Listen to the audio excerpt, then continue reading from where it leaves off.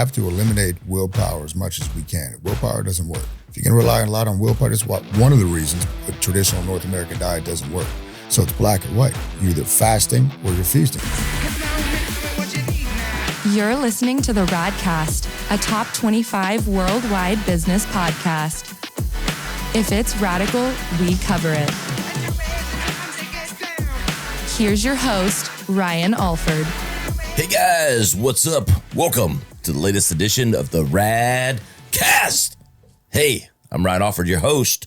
We say if it's radical, you cover it, we cover it, and you're here to listen.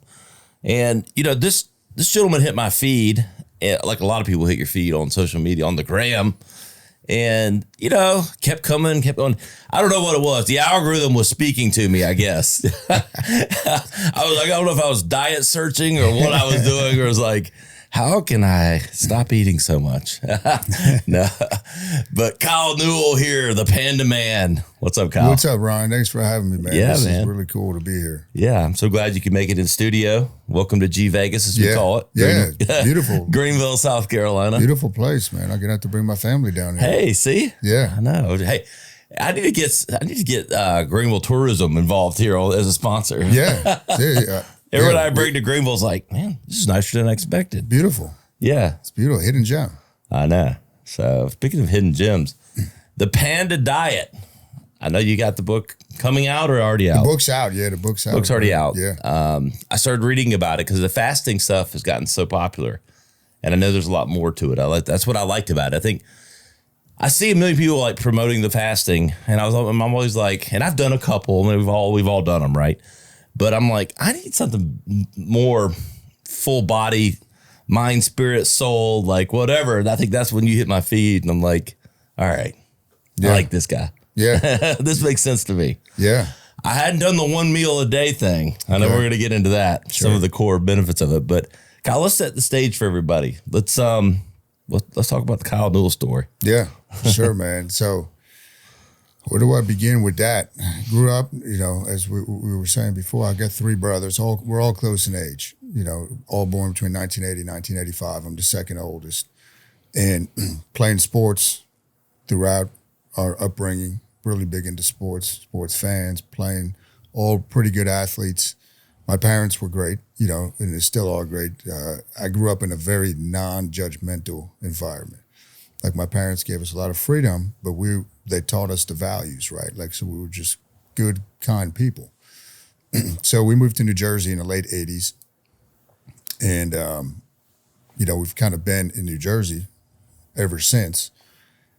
And then coming up when I went to college at university, well, back in high school, let me back up, I gave everything up for basketball. That was, you know, kind of stupidly, like I stopped playing baseball, stopped playing football. I was like, man, I want to play Division I basketball. So I developed a lot of discipline around basketball, you know, 500 jump shots a day, you know, making, at the time, an AAU team was a big deal. Now everybody's got them. So doing stuff like that. And through that path, I got into lifting. So, you know, I remember the first book I ever ordered it was at the end of it was my senior year. I ordered this physical book from a bodybuilding magazine. It's called Big Beyond Belief. And it was all about training, like, because I was getting really into it, you know, and it just grew into a passion to the point where my senior year, I almost didn't play basketball because I fell so in love with the lifting. So, you know, so I've been studying this for way more than half my life now on a pretty deep level. And then that kind of led to going to school, fitness management, went to University of Delaware. It was a good experience, but what am I going to do when I come out with that? So Did you play basketball? No, I didn't. I had Okay. Ithaca and Utica were two schools that had reached out that I could play at.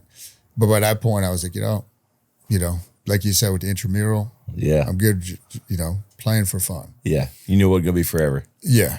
Yeah, that's it. You know, and it was, came out, worked with Rutgers football, strength and conditioning. So that was a really good experience. But again, at the end of that summer, I'm like, what am I going to do? Went back for teaching, health and phys ed. And while I was doing that, I was also competing in natural bodybuilding shows at the time. So again, just learning a ton. People would always come up to me, ask me questions at the gym. Hey, what you're doing looks unusual. What is that? I had people asking me about my training way back in the day before I even CrossFit was barely started. I didn't know what it was. And people say, is that CrossFit? I'm like, I don't even know what CrossFit is. But this is, I would take, I don't know. You tell me. Yeah. At the time, it was crazy. But I took what I had learned and then what I learned from Rutgers football. Like a lot of those dudes were jacked. I'm like, okay, there's got to be a different way to train than just bodybuilding training. So I applied that when I would get ready for shows, training more like an athlete for the shows. And then over time, my methods kind of just kept growing, and I just kept studying. I'm always studying. I still feel like a novice with everything. So I'm just voracious with how I read and who I learn from. And I taught in the public school system from 2006 to 2012. And at that point, I resigned. I put in my letter of resignation because I had started my gym. Started out in my car. Then my parents let me build something in the basement, the studio. But my wife, who we met through teaching, she was a teacher as well. I had a really bad patellar tendon rupture that year. I had pneumonia, and we just realized, okay, you're kind of burning out. So I would train people before school, go teach all day, drive right back to the gym, train people all night. And this was 5 days a week, and then Saturday mornings. So, and I wasn't sleeping because I was like, man, I got more to do. So I put in a letter of resignation, and when I put that letter in, literally that weekend, I put it in on Friday. Hurricane Sandy hit New Jersey, and the roof got ripped off my gym. And so I already have the letter, and I'm like, man, I took it as just a test from God that, what are you going to do now? And I was like, well, I can't go back. So the gym was destroyed. I had to move spots. Wound up going to a bigger spot. Man, but I don't have my safety net of teaching anymore. Yep. But it all worked out, and it just kept evolving. It evolved. We opened another gym probably about 5 years ago now in a local neighboring town. What the gym's called? Newell, my last name, Newell Strength. Newell Strength. Yeah, so it's all small group personal training, and through that, it's met so many great people. And, with marketing, I probably studied that just as much as the training. Once I realized, okay, you got to learn how to write. You got to learn how to do direct response marketing. You got to learn all this stuff, the branding. Yep. Yeah, exactly. Yeah. It's all part of it. Yeah. And I will say this, back to the roof incident, you wanted to wade into the water. God said, no, you're going to the deep end, son. Going to the deep end. Yeah, that's exactly what happened. We looked at You're like, I'm wading in. I'm good. Oh, no, you diving in. Right in. And then when they were showing me replacement units, they showed me one that was twice the size. I took my father-in-law, he was a business owner, and I thought he was going to be like, I'll play it safe. Because again, now the overhead's rent's going to double and all that. And he said, hey, go big or go home, man. He goes, this is what you wanted. So boom, signed the papers and, just kept moving forward. And my wife's been, my wife Devin, she's been incredibly supportive. She knew from day one that I kind of marched to the beat of a different drummer, that she was going to be in for a different type of life. And, so she resigned from teaching after our second child. So she'll help with the businesses. And finally this year, now she's just stay at home. She's running the household, which I wanted. That's it's great. Really cool. Yeah. Yeah, man. Talk to me about Newell Strength. Like, I know you started the foundational stuff, said everybody always said, what are you doing when you're at the gym? But were there like foundational beliefs in the way you train? Like what grounded all that? Yeah. So my philosophy from early on was strength and conditioning. So it's not do a set of bench press and then sit around. I always believed in okay, let's keep a fast pace going. If you're hitting a push or a chest day, let's supplement that while you're recovering from that and do something else that's going to keep your heart rate elevated, or do upper lower. So it's that type of training, and then different moves, working in different planes of motion.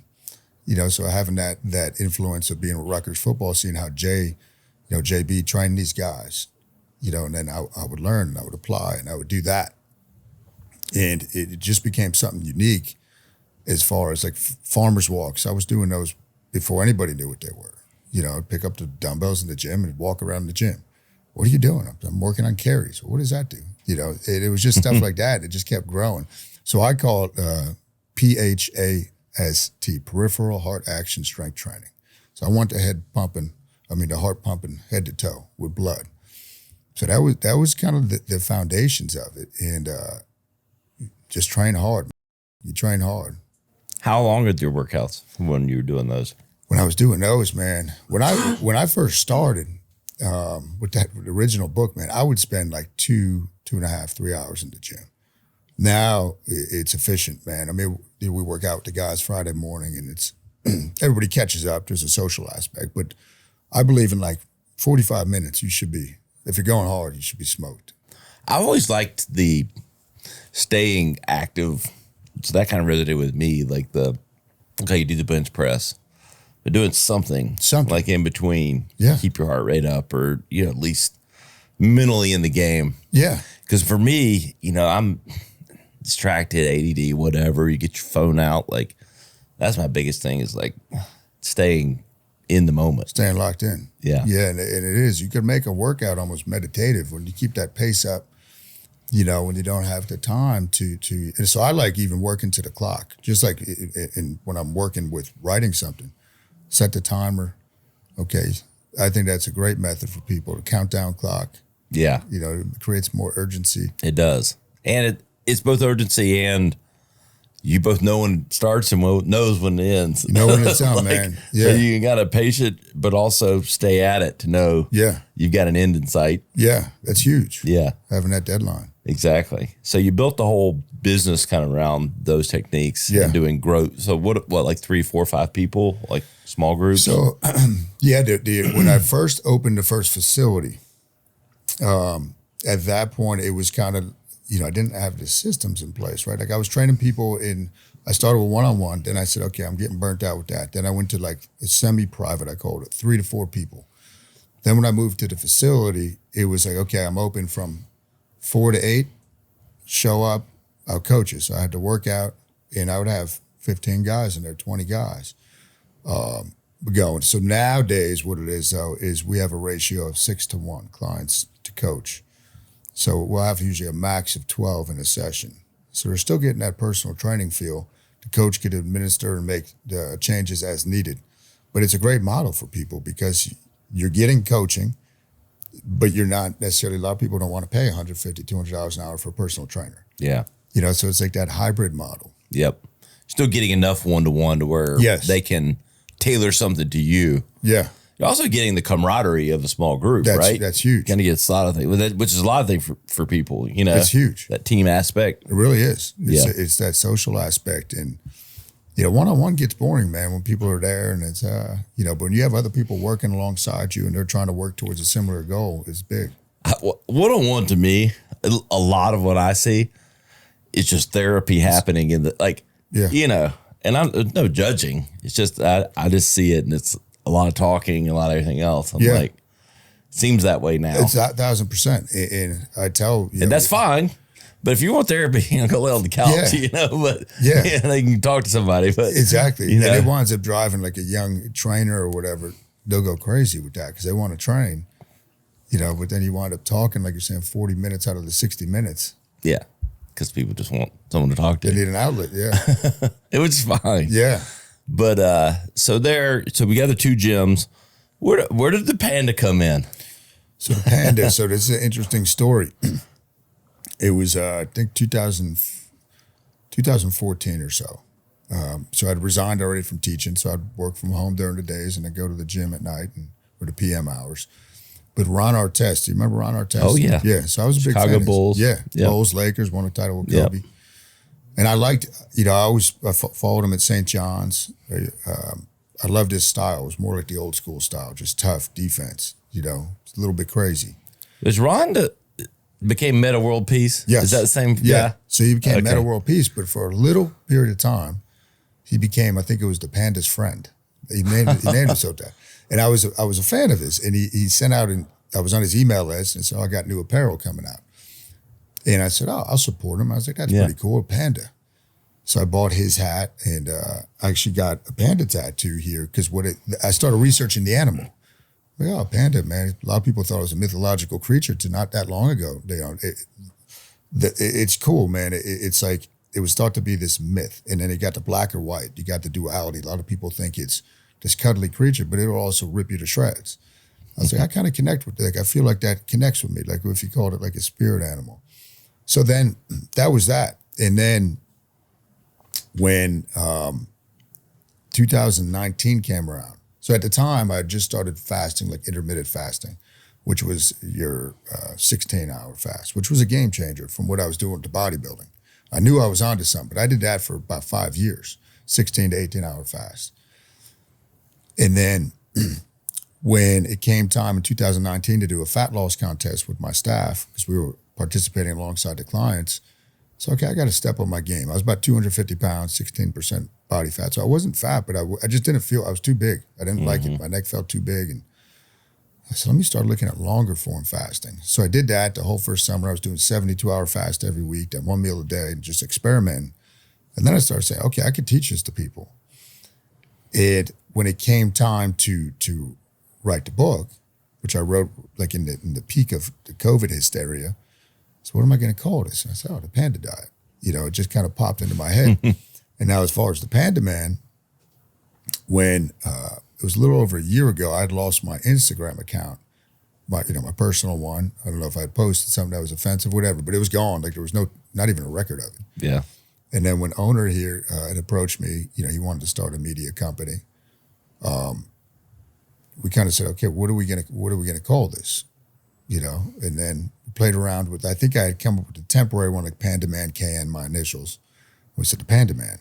So that's kind of where it came from, the Panda Man. Yeah. Yeah. I love it. Love the branding too. Yeah. Thanks. If you're listening, you gotta go watch this on YouTube.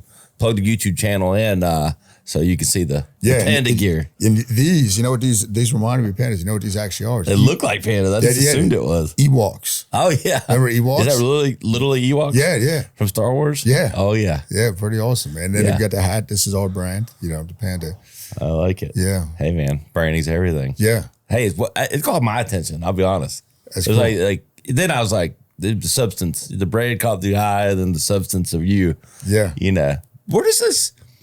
There's like this quiet confidence with you that resonated me with your content that wasn't, some of the yelling, screaming guys and the stuff that's like, everybody's got their own shtick, right? Or their own way, but I always liked that about you. And then now in person, you always been that way? Or did you have something transform you into that way? I don't think so. I think it's, I think I've probably always been this way. I'm a big introvert.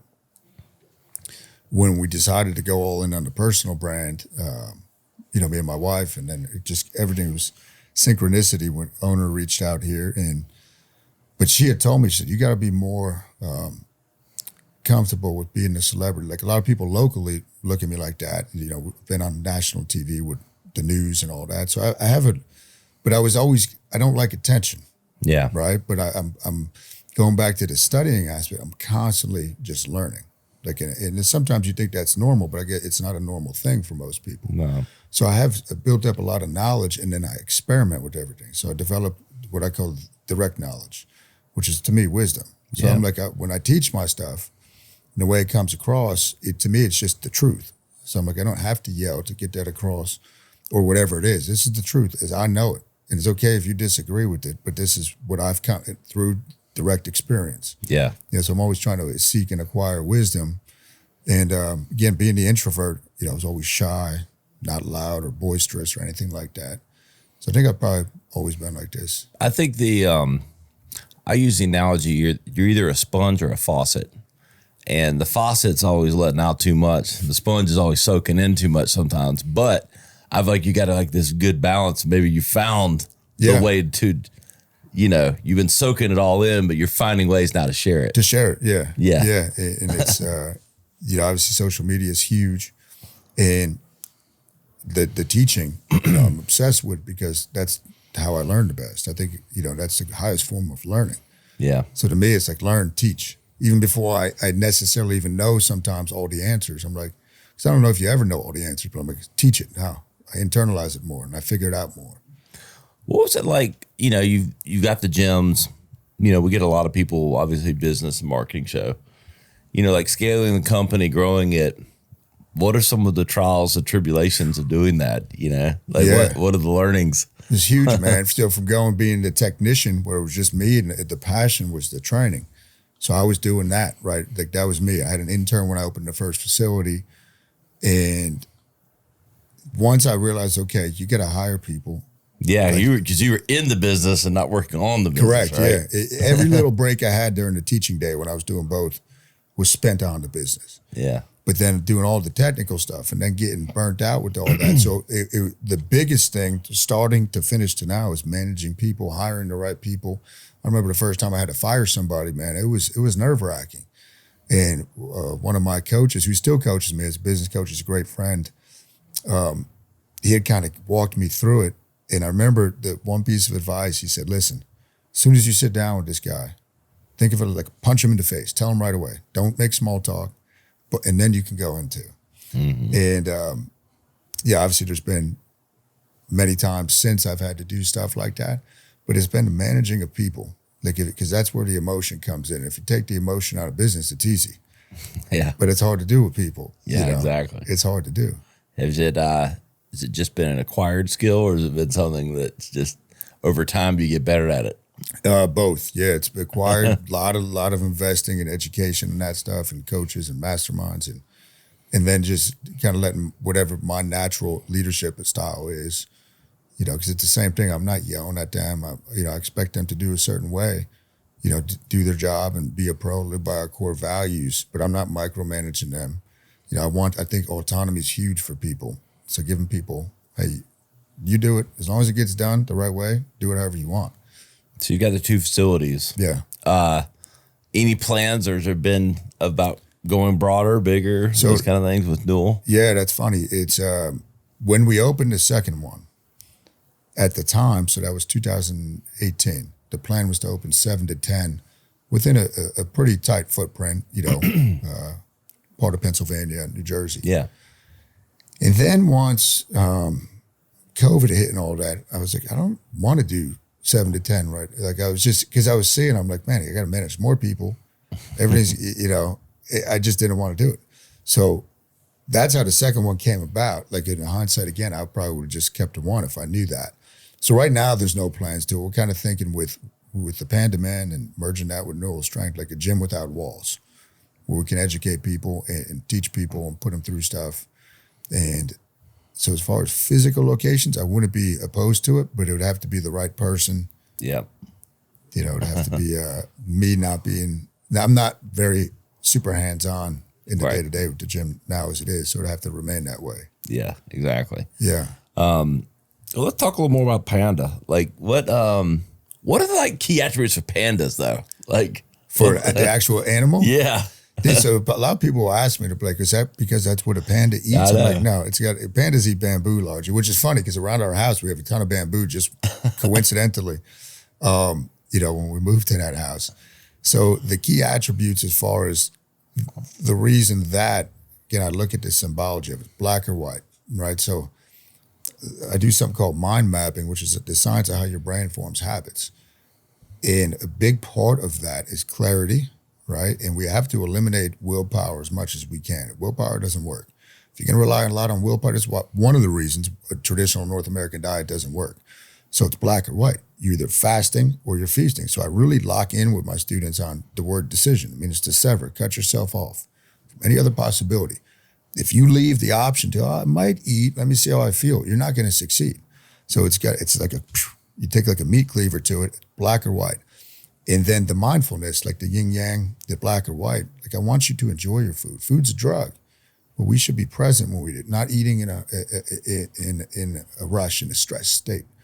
So I bring that to it. So that's kind of the philosophy behind it. And as far as the mechanics, it's ancient biblical stuff that's been around. I'm just kind of putting my own verbiage on it. But it's longer form fasting is the premise, right? So if you look at like my black panda, which is how I live, it's a 48-hour fast to start the week, and then I go 1 meal a day, which sounds extreme, but coming from the bodybuilding background where everything had to be weighed, measured, and I'd be doing these starvation diets, and I could never get as lean as I wanted to when I wasn't stepping on stage. So there's got to be a better way than this, and then experiment with the longer form fasting, researching, immersing myself in it. I found, I said, this is the way. So Monday to 48 hours. So let's just say it's a 7-day week. It might be different for you, but Monday and Tuesday, we're not eating, correct. Period. So a Sunday night, then I break it Tuesday night. Got it. So it go 48 hours in between, so Monday's the only day on a regular week that I'm not eating. I got it. So it's only one it's actual one day, but it's 48 hours. 48 hours. And then you'll have a meal Sunday night. Correct. And then you'll have a meal Tuesday night. Correct. Okay, got it. And then one meal a day, and I built within that when I take people through it. Hey, if you want to have a cheat day or a cheat meal, totally fine. Because that was something I used to do big time when I was bodybuilding. And it's more of just a psychological outlet for people. And I'm like, don't worry about I don't stress. I say, okay, I'm big into making sure people get fruit in their diet. But let's get your fasting time down first. You have a lot more leeway when you eat like this with what you eat. So you can enjoy the foods you want to enjoy too, right? It's not, you can never have a carb. You can't do this and that. Stuff that doesn't work, right? So How big of the one meal is just eating as much as you want? It's a feast. So I teach a feast, man. So eat until you're done. Yeah, I've got me personally, I've got a voracious appetite. How many calories are in your one meal? For me, on the average one, it's between 3,000 and 5,000. Yeah. But if I'm super hungry, like my appetite's built up. Like when I used to do those cheat days when I was bodybuilding, when I'd be in what's called super compensation state, not throughout the whole day though, I've done as high as 25,000 calories in a day, which I can't do. Like I can't do that normally. But it was when you're in this super depleted state, hunger hormones are all messed up and all this. So you combine that with the natural appetite I already have. 25,000 calories in a day. You feel terrible afterwards though. But that's one meal? No. That was before the fast. Yeah, that was before the fasting. That was an all day Sunday. I'm trying to think of how you do that. Like how do you get 25,000? That was all day fat. That was all day eating, excuse me. Yeah. You're pretty much eating like every hour on the Every hour. You're eating, boxes of Girl Scout cookies. You're eating peanut butter. You're doing whatever. But eventually my wife was like, because I would be able to stay lean like that, right? And being in a deficit the rest of the week when I was doing the traditional stuff. But I'd be in a food coma by like 4 o'clock. And she's like, is this really worth it? I'm like, yeah, probably not. It was a cool, I would look forward to those cheat days, but it was like not a good way to actually function. No, I don't know. Yeah. Is it up to the person what that one meal is? So you go 48 hours, you get the one meal per day. Yeah. Is it up to the person of what they want to eat? So what I teach is in an ideal setting, if you're at your home base, start with fruit. I like to start with fruit, not at the end. What kind? Whatever you want. How much? However much you want. And just keep in mind, it's your one meal. So you get too full on the bananas, you're not going to have as much steak as you might want. Correct. A lot of people. Or whatever else. And that fruit, it's great for detoxifying the body. It's digested further down in the intestine. So I want to get it through the system first. It's got all the micronutrients. It's like a superfood, if there was one category. And it hits those stretch receptors on the stomach, right? So all of a sudden you are, okay, let me just go at a nice pace here. Don't have to gorge myself. And then anything that came from the earth, I say, like, again, an ideal setting. Veggie, have your potatoes, your rice, whatever, your protein source. And then what I do on a regular night, I do like soaked oats. I'll put oatmeal, raw milk earlier in the day, cocoa powder, cinnamon, stevia. Put a little frozen blueberries when I have it. That's my dessert. So I love that structure. And what I find with people and myself over time, when you do this, you really start craving those types of foods. Yeah. Like you really start craving the good nutritious stuff. But that's it's still some pretty healthy food, even as much as you want. Yeah, but I have people that will eat pizza every night. They'll eat pizza every night, and they still get results. Yeah, it's because you're pizza and peach cobbler, or like ice cream on top. Does it matter? I mean, at the end of the day, because you've got it's only one meal a day. Correct. You got the 2 days of fasting built in, so it's like it doesn't I would matter almost think it wouldn't matter because you're limited in insulin. You're gonna get full. Yeah, I mean, so that's it. Whether you eat 3,000 or 6,500, that might be a little more than you want, but still, you get full, and you're already controlling insulin for majority of the day. That's what we're trying to do, right? So when because I'll get people on that flip side, well, I want to do this, but then I want to do carnivore. Or I want to still have, don't break it with any carbs. I'm like, why? So I have them explain it. Well, I want to limit my insulin. You already did that. So now let's take advantage of the anabolic effect of insulin when we eat, as long as we're training. Insulin is the most anabolic hormone in the body, right? So let's use that to our advantage to build muscle and to flood these nutrients into muscle cells rather than fat cells. So, it's like the this slingshot effect, I call. What time do you eat? So Tuesday night you're eating. Yeah. What time are the one meals? It's dinner. It's always dinner. Yeah. That's what I recommend for people and what I do because of habit formation. That's usually when you can eat with your family or your social events. Physiologically, the best time of the day to eat would be around lunch. But again, how many people are going to form a habit around that? Yeah. So I like dinner. That makes sense to me too, because like when I've done anything, I haven't done anything like this, just in full transparency. But when I've done other diets or things, I'm not hungry. I can go. I'm not really that hungry I don't know if it's a man thing or whatever. I can go till 2, 3 o'clock practically anyway. Like when days I'm busy, get busy in the morning. Yeah, I get hungry, but like they start it's nothing like the hunger at night. Yeah.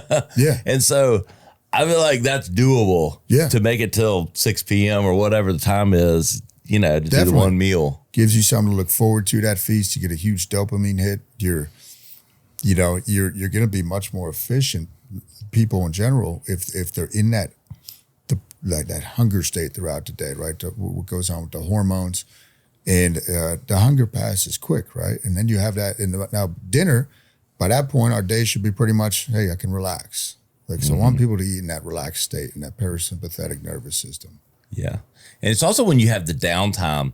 So if you have the downtime at night and you're starving, you think about it more. Yeah. Oh, yeah. And you said something that really resonated because, like, Steve Jobs was this way. Working with Apple back in the day when Steve Jobs, rest in peace.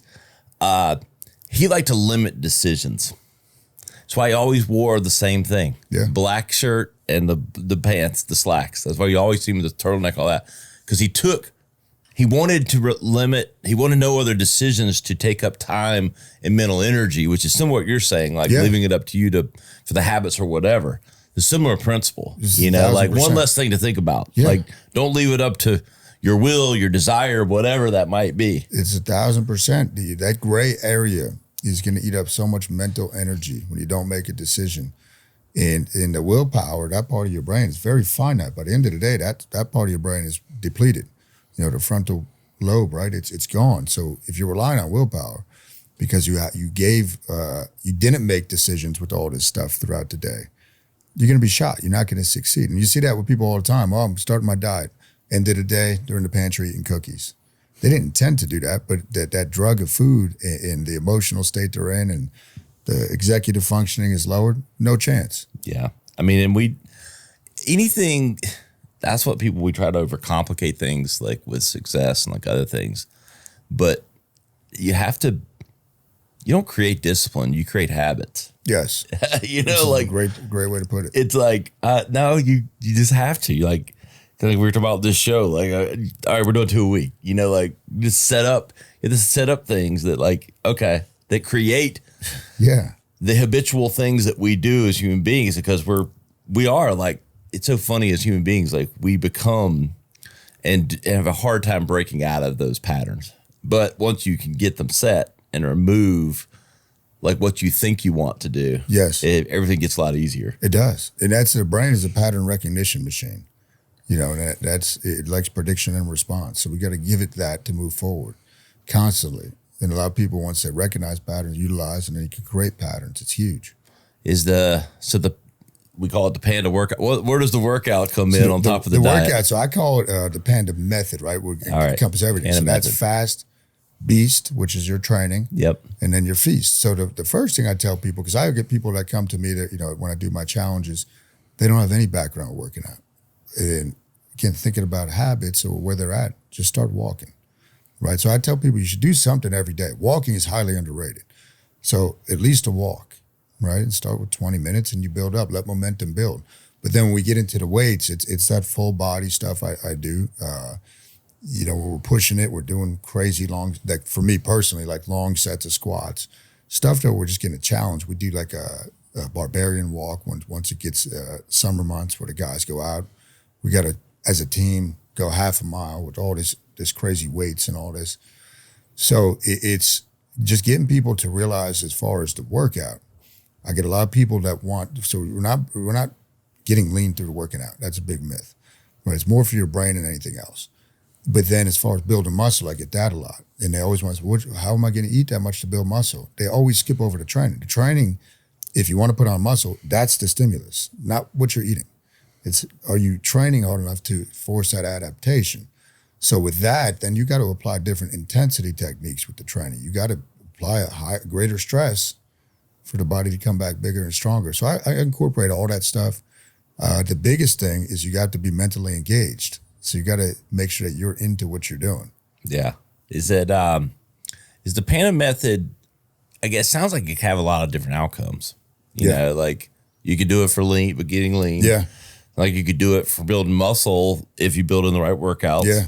So it sounds like it's got a lot of variability. Yeah. And it's physically, it has variability. You know, blood work's going to improve. You're going to see all this stuff.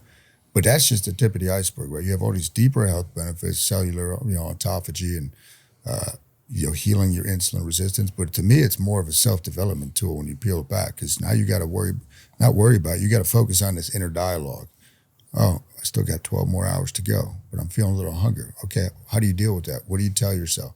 So the ability to think about your thoughts, like that metacognition, is greatly enhanced when you're fasting long form. So that's like the biggest benefit. And then your energy is going to come up too for many reasons when you do this. So like that's a huge benefit, right? And it gives people the confidence to take control over other areas of their life too. What are like, I'm sure there's both foundational for you. They may be part of the Panda Method, but like some of the other things, like whether it's supplementation, whether it's, cold plunges, like, are there other like things that you recommend that have been part of your kind of routine? Yeah, big time, man. So the cold therapy is huge. That's become a big part of my routine. I built a cold tub at home. I have a box freezer. Went through Wim Hof's. I failed many times with Wim Hof's course. I'm 6'5", 260, brother. You got a box freezer I can fit in? You got to, it's a funny story about that. I'm going to go to the meat market. Yeah, you're going to have to, man. When I went to Lowe's to get it, I asked the guy, I said, hey, this is going to be weird, but do you care if I get into the freezer? He's like, what? He's like, I don't care. He's like, and I explained what I was doing. So I had to do that. So yeah, you'd have to definitely test it out first, man. Make sure that I might just have to buy one of those pre-made ones. I don't know. Yeah, you could do that too. Yeah. So I got that, but that to me is huge. It's a love-hate. I hate getting in it, but it just feel fantastic. How long do you get in? I try to get 2.5 to 4 minutes on the higher every end. day. Yeah, I try to do every day. I did a cold shower this morning because of traveling. Yeah. But I love the mental toughness aspect, but then you're getting the dopamine, you're getting metabolic rate goes up. So that's a big thing. At night, I tape my mouth shut when I sleep, right? So make sure I'm breathing through my nose. That has come up a lot. We've been talking a lot. Oh, yeah? Is that right? Yeah. Between the Vegay podcast and Radcast, like a lot, the mouth taping seems to be popping up. Yeah. And it's I don't know if I could do that. Well, a lot of people, I'm like, okay, just sit in a chair first and just test it. Because a lot of people might get like a claustrophobic or suffocation feeling. But if you're breathing through your mouth when you sleep at night, it's not good for your health. So I was like, all right, this is an easy way. Medical tape. So I do that, and my wife still laughs about it. And I always say, you want a piece? No, I don't need a piece. So I do that.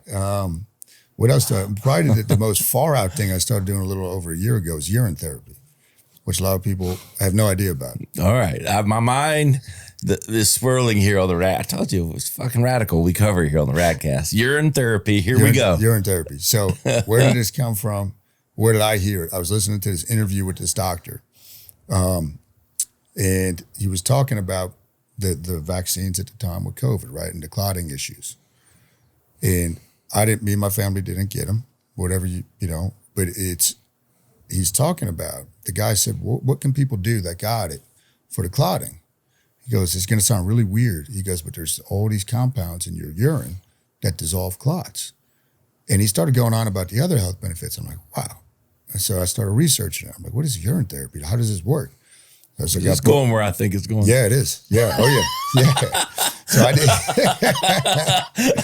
did. So I started reading, but what I do, as soon as I learned something like that, I remember I heard it that day. Next day I did it. So first thing in the morning, pee in a cup, about 2 ounces or so, and I post it on my Instagram, on my story pretty much every day. people were like, you shouldn't post that. I'm like, but this is seen what I that did. yet. Yeah. I don't think that was If you go on the on feed stories, yet. you'll see it, man. Yeah. I do it to the pina colada song. The Do you mix it with anything? No, you just do that. Can you? I Can you throw in suppose your Gatorade? Yeah, I suppose you can. But look, it's got 2,600 enzymes, hormones, nutrients, stem cells, already highly filtered by your body. So if you look at the research on it and what the most studied thing by pharmaceutical and medical community, they don't tell you it's urine because there's so many powerful compounds in it. If you look at skincare products for women, the number one thing in there is urea. It comes from urine. If you look at the Indian snake charmers that dance with the king cobras, what do they always have next to them? Bottle of urine, because it's fantastic at healing wounds if they get bit, but it's an anti-venom if they drink it. So it's like there's all these things. And it's like, okay, to me, I believe a lot of this stuff has been hidden from us intentionally. You know, if you can develop even through fasting all this superior health, why isn't this taught? Right? And I have different theories about that, but it's... So what exactly I'm hearing the uses of it, but let's just be clear. We're drinking our own urine. Correct, yeah. 2 ounces a day? About 2. 2 ounces a day, every day? Yeah. And what are the overall, from drinking it, absolute benefits? So it's hormonally, you know, now I should have done blood work before I started it to see. Right. But I know it's a huge antiviral, antibiotic, antiparasitic, antifungal. So those aspects. Now, when you drink it too, your urea is going to go up slightly in your blood, which makes it even more potent as an antibiotic. Mm-hmm. So another thing I started. What's it taste like? It'll vary depending what you ate. Like if I'm in a longer fast, right, it's going to taste different. Sometimes it's almost sweetish, like sweet. Sometimes it's bitter, right? And something I started doing, I haven't done every day. Is there any instance where someone shouldn't do it? Okay. If you're on a lot of medication, if you're really not healthy, because there's going to be toxins in there then, right? You're just recycling some of this stuff. If you're a big drinker and you're doing that, you're kind of putting a lot of that stuff back into your body. Okay. So the better shape you're in, you know, the better. When you know you're living clean, you got everything cleaning up. Yeah. Probably the best time to do it. Yeah. And just as a disclaimer, we make no medical claims here on the Radcast. It's just me experimenting. The Panda Man, Kyle Newell, is sharing what he does. Yes. And so, yes. Yeah. And that's what I do. I experiment. But still, yeah. I mean, it makes sense on one level. And I do, look, the Vacay podcast is all about alternative wellness. And our firm belief is that not only have things been hidden from us, you know, pharmaceutical companies, all this stuff, at some point, lab-based things became good and things from the earth became taboo and bad. Mm-hmm. Yeah. Who profited from that? Exactly. You know? Yeah. And so you're preaching to the choir, you know, on that belief. Sure. Now, I can't say I think I feel like I've heard of the urine thing, but I always wrote that one a little bit off as it's not quite sure. Yeah. Yeah. That's the only way. I mean, how long have you been doing that? Since 2 Novembers ago, so over a year now. Okay. You know, I'm still living. Yeah. I've had people tell me you can't do that. Now, is that built into the Panda Method? No, I don't. Okay. I don't like even the cold plunge and all that. Like that, when people and if I want like private coaching, eventually we might work into that stuff. But I'm like, okay, get your foundational stuff, get your daily walk, get your fasting going. And then if they want. And most people with the urine. The walking thing's is starting to build up too. I mean, like Andy Frisella, like 75 Hard, got the walk built into it and all that stuff. And like, so there's. Walking is so underrated, man. Yeah. It's so good for you. It is. Well, I think it's just motion, man. Yeah, it is. It's like we're so sedentary with like our jobs and like doing stuff. It's like, you know, go figure. If we move around some all day, our long periods, it's good for you. Yeah. You know, our ancestors, all they did was walk around. Walk, man. And it's really the only form of exercise that's going to lower stress hormones. You're going to get a lot of ideas when you're walking. So it's just like, why would you not do it? Almost, most people can walk. You know, like it's a low barrier for people to do something. Yeah. Well, the American diet, you know, it's got a lot of people, you know, on the couch or overweight or big time. All of those things. And there's something to be said also, especially when you do it alone. And I find it therapeutic. My wife and I will go on walks on vacation, things like that, which is a whole different experience. But alone, when you're walking, you're not talking. So you're thinking. Yes. It's like time to think. Yeah. You know? And so I think that's underrated. We don't spend enough time thinking. Yeah, really. That's as fucked up as that is. I tell people that all the time. That's the number one important thing that we should do as human beings is actually take time to think. Yeah, because without thinking, there's no discernment. No. And without discernment becomes taking a lot of orders and just doing what the herd is. Yeah. And that's a problem. It is. At some point, It's a big problem. Yeah. It's the group think, and just following along just because that's what, like, people can't think for themselves. What are I know there's been success stories, from the Panda diet, the Panda Method, like what have been some, the gratitude you've gotten from that, from like seeing the results you've seen? Obviously you have the massive weight loss ones, 100 pounds plus, like that's always. You've had clients and people that have done it. Oh yeah. That's always amazing, right? That's always amazing. But my favorite ones are that dad that's, in our age range, that all of a sudden, man, they start looking a little better, feeling better, the confidence comes back, right? And they start to say, oh man, I've been doing it wrong this whole time, or not optimal. And that just carries over to them being a better father. Yeah. Right, like that's to me what I really want, is I'm passionate about that, helping dads become better fathers. Yeah. I know, we can talk about it. Your dad. Yeah. You got 3 kids. Yeah. What are the ages again? 8, 6, and 4. So we got 2 boys and a girl. Okay. Who's the youngest? Emma's the youngest. Yeah. Oh, girl's young. Yeah. I told you, I got there's 4 boys in my family, 3 brothers. So this was completely, and we had 2 boys. So this was new territory for me, Any of your brothers doing the Panda Method? Yeah, they pretty much all do it. Yeah. The youngest one I told you about, he doesn't go as long. He might do like a 20-hour fast. And he's always like, well, what about this? I'm like, just do it. I laid out for you. It works, man. Yeah. But the other brothers do it. Yeah, they do their 48 every week. And then we'll hit, if you want to tighten up a little for the summer, okay, we'll hit a string of 72s. It's so simple, man. Yeah. And you still get to enjoy what you eat. That seems like a good way. I know you're not coaching it this way, but it seems like a good way if you're trying to drop weight quickly too, for like a week or two. Yeah. You drop like 5-10 pounds. It's so simple. It's so simple. If you had to make a weight for a division or something, and if you're putting your sodium in and all that, and if you've already been somewhat acclimated to some type of fasting, it makes it so much easier, to get to that weight. Or, hey, I got to shoot. I got to look this way. Okay. What are some people? All right, I'm going to play the voice of the people listening.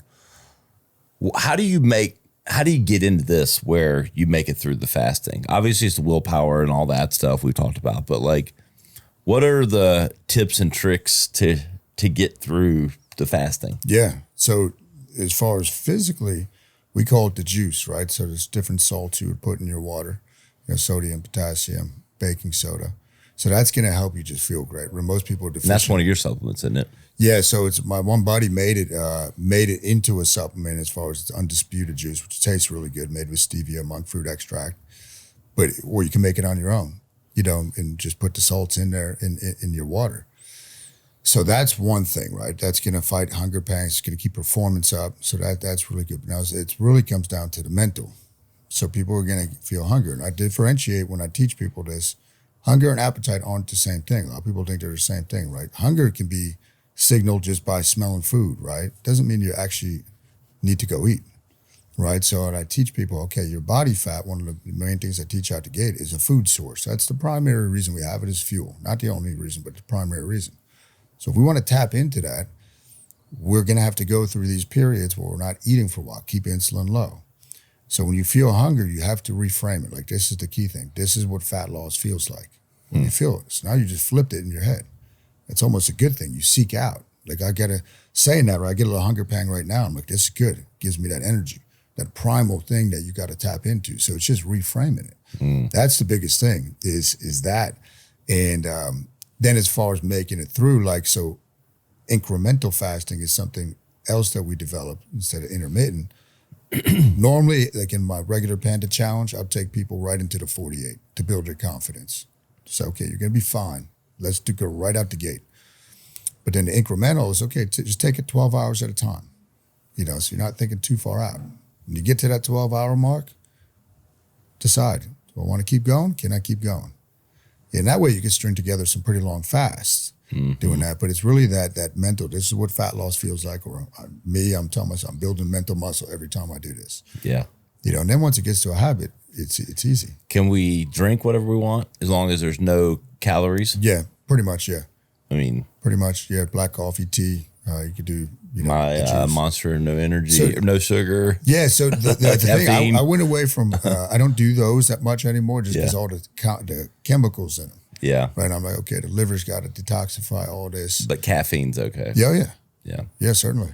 Yeah. Big time. Because caffeine will make you, a cup of coffee, black coffee will kind of kill hunger in itself a little 1,000%. That the workout, it's going to really keep that appetite or that hunger limited. Yeah. What's like the most strenuous time point? Like, is it Tuesday morning or Tuesday at lunchtime where it's like in a regular 48? The hardest part you got to get over, or is it Monday at like 7 p.m.? I would say for most people, if they're doing that protocol, it's that Monday night around dinner, right? Because you have these entrainment patterns when your body expects food. Yeah.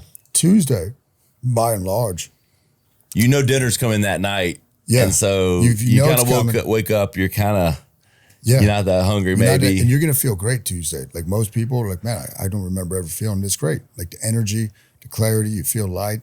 So it's kind of the opposite of what people think happens. But as you get closer to dinner, that's when some of those hunger hormones are released because you're expecting it, right? The pattern. And the pattern. It's like, oh man, I can't wait to get there. So that's where people will usually struggle a little bit. Keep yourself busy. Yeah, that's it. Stay busy. Yeah. Keep busy. Where's this all going, Kyle? What's the future hold? I think the future holds, we have a vision of helping millions of people that are struggling, right? And to me, again, the body is just, it's the doorway. It's the entryway. Get the body healthy. That body's your temple.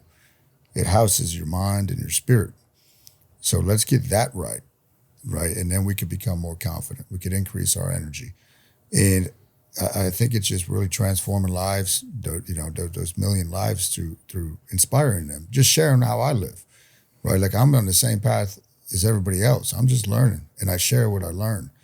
So it's kind of having that legacy when it's all said and done is, okay, people, with what I teach, with the fasting or the mindset, like, oh, I want them to look back and be like, of course, that was, but we didn't used to think that way. Like, this is the way, this is the way to do it. And, the main thing for me is setting the pattern for my kids too, that they see that I'm trying to achieve what I set out to achieve and giving them that pattern to model. Like that, that's the main thing. Yep. Strong, man. Where can people keep up with everything you got going on? They can go to the Panda Man Official on Instagram, TikTok. We got a lot of followers there too. YouTube, the Panda Man Official. And then if they go to the website, thepandamanoficial.com, they can get some free downloads. They get an awesome fasting book, which breaks everything down. And when people reach out to me, I always get back to them personally. Yeah, man. Yeah. That's awesome. I really appreciate you coming in. Maybe we'll have to do a follow-up here later in the year. Yeah. And I would love that. It's always, I don't know, meeting people you similar age and mindset, it's always rewarding, and I just can't appreciate it enough. Yeah, thank you, Ron. This has been awesome. We'll definitely have to do part 2, man. Yeah, for sure. Hey, guys, you will find us, the Radcast.com. Search for Kyle Newell. You'll find or just the Panda Man. You kidding me? Search for the Panda Man. All the highlight clips will be attached to those keywords. Find the highlight clips, the full episodes, the YouTube, everything, all at the Radcast.com. You know where to find me, Ryan Alford, on all the social media platforms. Had that blue check before you could buy it. We'll see you next time on the Radcast. To listen or watch full episodes, visit us on the web at theradcast.com or follow us on social media at our Instagram account, the.rad.cast, or at Ryan Alford. Stay radical.